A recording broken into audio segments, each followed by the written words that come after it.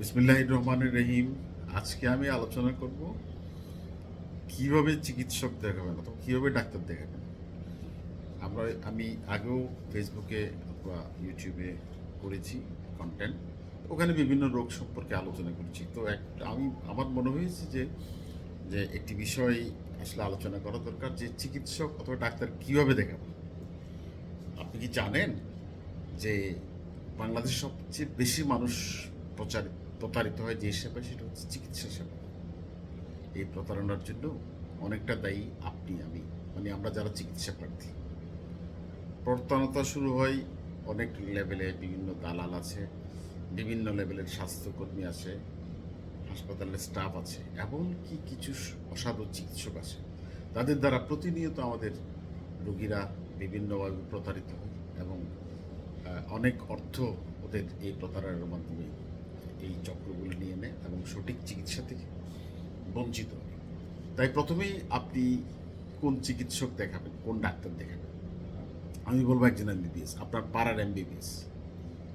কারণ এমবিবিএস লেভেলে একজন চিকিৎসক যখন এমবিবিএস পাস করে বা বের হয়, তখন সে অনেক কিছু জানে।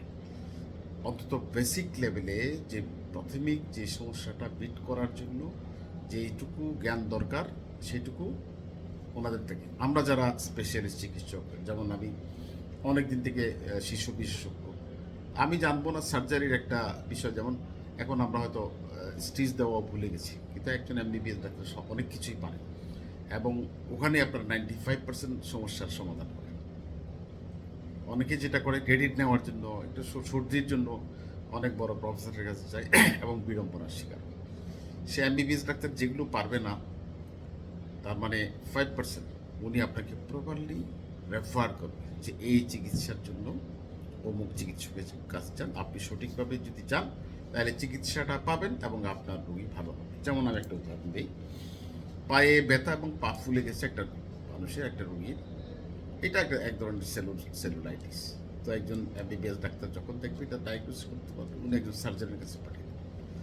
আর এটা যদি না করেন, আপনার আত্মীয় স্বজন, ওষুধের দোকানদার, বিভিন্ন মানুষজন, কেউ বলবে নিউরো সার্জনের কাছে যান, কেউ বলবে মেডিসিন স্পেশালিস্টের কাছে, কেউ বলবে ইন্ডিয়াতে যান, কেউ বলবে থাইল্যান্ড যান, আর কেউ বলে যে ভাস্কুলার সার্জনের কাছে যান। তার মানে আপনি কোথায় যাবেন আপনি বুঝবেন না, আপনি ঘুরতে থাকবেন এবং আপনার চিকিৎসাটা ডিলে হবে, আপনার স্বাস্থ্যহানি হবে, অনেক টাকা পয়সাও আপনার থেকে চলে যাবে এবং আলটিমেটলি প্রপার চিকিৎসাটা পাবেন না। তাই আমি যেটা বলছি, প্রথমে একজন এমবিবিএস ডাক্তারের কাছে যাবেন, উনি আপনাকে প্রপারলি গাইড করবেন। সেকেন্ডলি, যখন আপনি সিলেক্ট, যদি হ্যাঁ একটা বিষয় ইয়ে থাকতে পারে, যদি আপনি আগে থেকে কোনো বিশেষজ্ঞ চিকিৎসক দেখান, সেক্ষেত্রে তো ওনার কাছে যেতে কোনো অসুবিধা নেই। আর চিকিৎসকের কাছে যখন যাবেন, অবশ্যই অ্যাপয়েন্টমেন্ট নিয়ে যাবেন। আপনি যে পদমর্যাদার মানুষ হন না কেন, অ্যাপয়েন্টমেন্ট নিয়ে যাবেন। এতে আপনার প্রতি চিকিৎসকের শ্রদ্ধা বাড়বে, সহানুভূতি বাড়বে এবং চিকিৎসককে যে আপনি শ্রদ্ধা করেন অথবা ওনার প্রফেশন, ওনার যে অফিসকে আপনি যে অনার করলেন, এটা বোঝা যাবে। তো এইটা না হলে অনেক বিড়ম্বনা হয়। যে আমি আমার চেম্বারে দেখেছি এবং আমার কলিগদের চেম্বারে দেখেছি, এ ধরনের অনেকেই খুব দাপট দেখিয়ে তাড়াতাড়ি দেখাতে চায়, এতে অন্য রোগীরা রুষ্ট হয়। ওনারা তো বসে আছে, ওনারা তো এটা নিয়ে অনেক ঝগড়াঝাটি হয় এবং আলটিমেটলি আমরা এবং ডাক্তাররাও বিরক্ত হই যে বা কেন আপনি এটা করতে গেলেন, আপনি আগে আমার সাথে অ্যাপয়েন্টমেন্ট করে আসতেন, ইয়ে করে আসতেন, তাইলে এই সমস্যা হতো। এতে ডিসরেসপেক্ট হয় এবং চিকিৎসক বিরক্ত হয়। এটা বলে হয়তো সঠিকভাবে চিকিৎসা দেওয়ার চেষ্টা করলেও এই রোগীকে অ্যাভয়েড করার চেষ্টা করবে।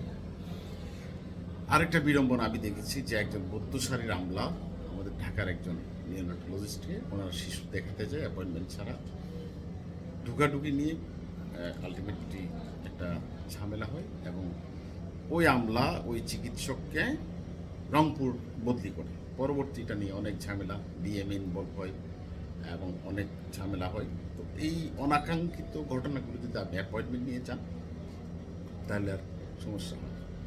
আপনি যখন চিকিৎসকের কাছে যাবেন, আপনি সালাম দিলেন অথবা গ্রিটিংস, যেভাবে আপনি অভ্যাস করলেন, আপনার সংক্ষিপ্ত নাম বললেন, যদি প্রফেশন থাকে যে আমি অমুক ব্যাংকে আছি অথবা আমি অমুক স্কুলের টিচার, এটুকু বলে কোথেকে আসছেন বলতে পারেন, আমার পাশে আনবেন। কিন্তু কোনো অবস্থাতেই কোনো সাংগঠনিক পরিচয় দেবে না। সাংগঠনিক পরিচয় দেওয়া যদি হয় অথবা এমন কোনো পরিচয় যে প্রভাব প্রতিপত্তি আছে যেটা দিয়ে আপনি ডাক্তারকে প্রভাবিত করতে চাচ্ছেন অথবা একটু প্রভাব বিস্তার করে ভালো সার্ভিসটা নিতে চাচ্ছেন, তাহলে ডাক্তার সহজে আপনাকে রেফার করার অথবা আপনাকে অ্যাভয়েড করার চেষ্টা করবে। আপনাকে চিকিৎসা দেবে ঠিকই, কিন্তু আস্তে আস্তে বলবে যে ঠিক আছে আপনার আরও ভালো চিকিৎসার জন্য অমুক জায়গায় যাবে, এইভাবে আপনার অ্যাভয়েড করবে। সঠিক চিকিৎসাটা আপনি পাবেন না কোনো অবস্থাতেই না। ওই জন্য আল্লাহর ওয়াস্তে আপনি প্রভাব প্রতিপত্তি হয় এরকম অথবা সাংগঠনিক বড় আমি অমুক সংগঠনের প্রেসিডেন্ট, আমি অমুক এই জিনিসগুলো থেকে অ্যাভয়েড করবেন।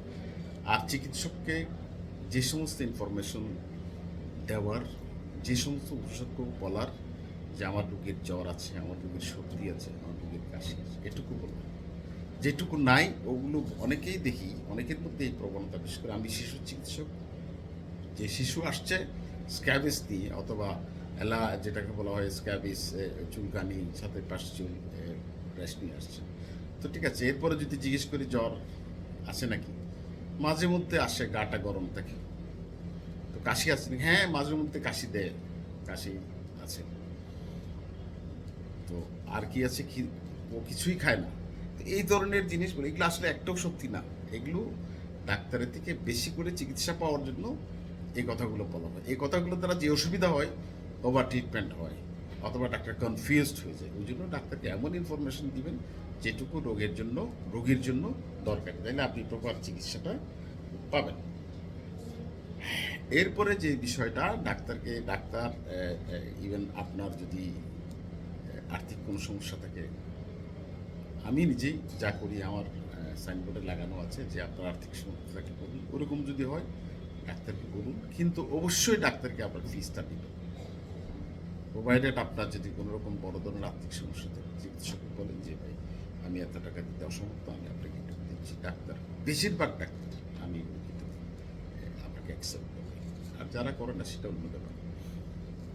কিন্তু আপনার যতই ক্লোজই হোক না কেন, ডাক্তারের ফিটা ওনার প্রাপ্য, এটা যদি না দেন কিছু হয়তো বলবে না, ডাক্তার মনোকষ্ট পাবে, বিদ্যুতাগ্রস্ত হবে। এবং রুগীর আসলে আমরা তো চিকিৎসা করি ভালো করে আল্লাহ, তো সব কিছু মিলাইয়া এই জিনিসটা ইনভেস্টিগেশনের ব্যাপারে কিছু ডাক্তার আছে যে ইনিশিয়াল একটা স্ক্রিনিংয়ের জন্য ইনভেস্টিগেশন করে পরবর্তীতে, আর অনেকেই আছে যে সব ইনভেস্টিগেশন। আপনার যদি আর্থিক অসমর্থতা থাকে তাহলে আপনি ডাক্তারকে বুঝিয়ে বলেন। ডাক্তার যখন রেফার করবে ভর্তি হওয়ার জন্য, আপনার যদি পারেন আপনি প্রপারলি একটা ক্লিনিকের নাম আপনি বলতে পারেন, অথবা ডাক্তারও বলতে পারে যে, অথবা যদি আপনার সামর্থ্য কম থাকে তাহলে আপনি বলতে আমি সরকারি হাসপাতালে ভর্তি হবো, আমার পক্ষে প্রাইভেট হাসপাতালে চিকিৎসা দেওয়ার এটা আমার পক্ষে সম্ভব নয়। এরপরে যে সমস্যাটা হয়, আপনার চিকিৎসা করলেন, সুন্দরভাবে চলে গেলেন, এটাই কিন্তু নিয়ম।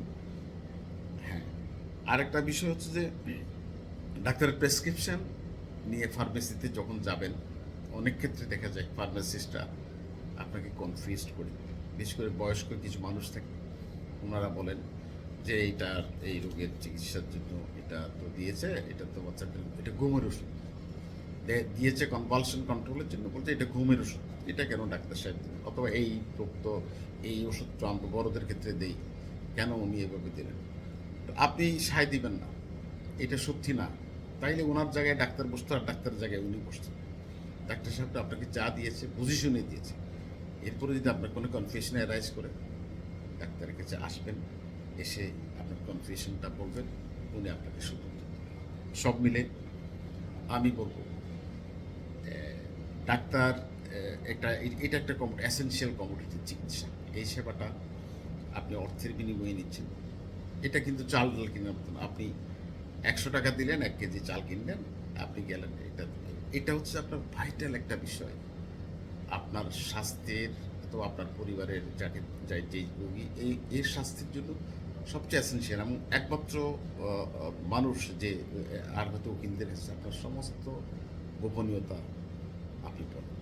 আমার এমনও রোগী আছে যে ছোটোবেলা থেকে দেখেছি, বড় হয়েছে, বিয়ে হয়েছে, ওনাদের এই বাচ্চাগুলোর অনেক গোপনীয়তা, যারা এখন মা হয়েছে অথবা সংসার করতেছে, আমাদের জানতে হয়। কিন্তু কোনো অবস্থাতেই কোনো ডাক্তার, যদি সে ভালো ডাক্তার হয়, সে ইথিক্স দিয়ে চলে,